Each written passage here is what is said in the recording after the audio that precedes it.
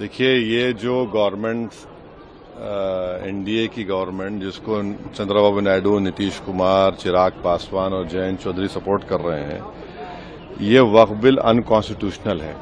ये वक्फ bill article 14, article 25, 26, 29 का grave violation है। ये वक्फ बिल नहीं है, बल्कि ये वक्फ बर्बाद बिल है ये।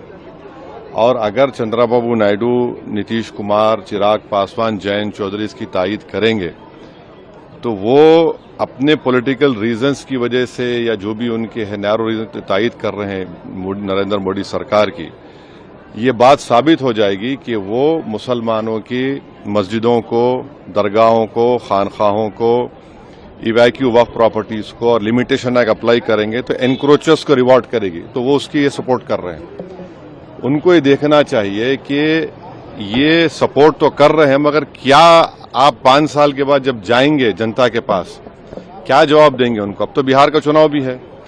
तो ये अनकॉन्स्टिट्यूशनल। एक बात समझिए, वक्फ बाय यूजर सरकार निकाल रही है। हिंदू धर्म में mud by user, temple by user allowed है, तो यहां पर क्यों अलाउ नहीं कर रहे आप? हिंदू एंडोमेंट बोर्ड में कोई नॉन हिंदू मेंबर नहीं बन सकता, तो यहां पर आप नॉन मुस्लिम को क्यों बना रहे हैं? तीसरी बात यह है कि एंडोमेंट का जो ट्राइब्यूनल है उसका डिसीजन के खिलाफ आप रिव्यू डालते हैं, यहां पर आप कह रहे हैं कि उसको अपील करेंगे।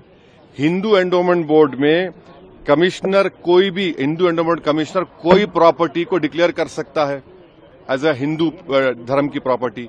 कलेक्टर का कोई रोल नहीं हिंदू एंडोमेंट बोर्ड में, क्यों कलेक्टर को लेकर आ रहे हैं आप? तो ये सब जो चीजें कर रहे हैं ना, एक ही मकसद है, मुसलमानों से नफरत और इस देश में हिंदुत्व की आइडियोलॉजी के तहत ये एक प्रोजेक्ट है जिससे मुसलमानों को उनके रिलीजन से दूर करना, रिलीजियस प्रॉपर्टीज को छीन लेना। हमारा डिमांड एक ही है कि जो चीजें हिंदू धर्म के लिए, एंडोमेंट बोर्ड के लिए सही है, यहां पर गलत कैसे हो रही है? वो जो सिख गुरुद्वारा प्रबंधक कमेटी में कोई नॉन सिख मेंबर नहीं बन सकता, तो यहां पर कैसा कोई नॉन मुस्लिम बनेगा? ये बात आपको समझने की जरूरत है। आर्टिकल 25, 26, 29, 14 का ग्रेव वायलेशन है। इनको सोचना चाहिए चंद्रबाबू नायडू को। अभी वक्त है उनके पास, सोचना चाहिए कि आप क्या बर्बाद करने का पूरा सहूलत दे रहे हैं बीजेपी को आप। Sir, Yogi Adityanath is saying that the Congress and opposition parties alike. See, you are not asking me the full what he said. What he said is that the Waqf board will declare any property as Waqf, right? Does this man he is the chief minister of a largest state of our India? How is a property declared as Waqf? The property is declared as a Waqf on the basis of the survey commissioner report. He is appointed by the state government. He is a senior officer. Senior more than the collector. After his report is given that this property is Waqf, the chief secretary of that state issues a gazette notification. On that gazette notification, a property is called a Waqf property. Now, is he saying that the gazette notification UP are all false? How can he say that? When it is a gazette notification of state government, the government is always in a continuous form.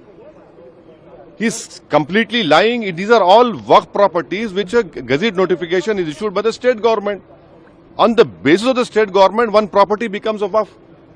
You want to destroy Muslim property, you want to create disputes of masjids and mandirs, you want to create more social disharmony, then do it.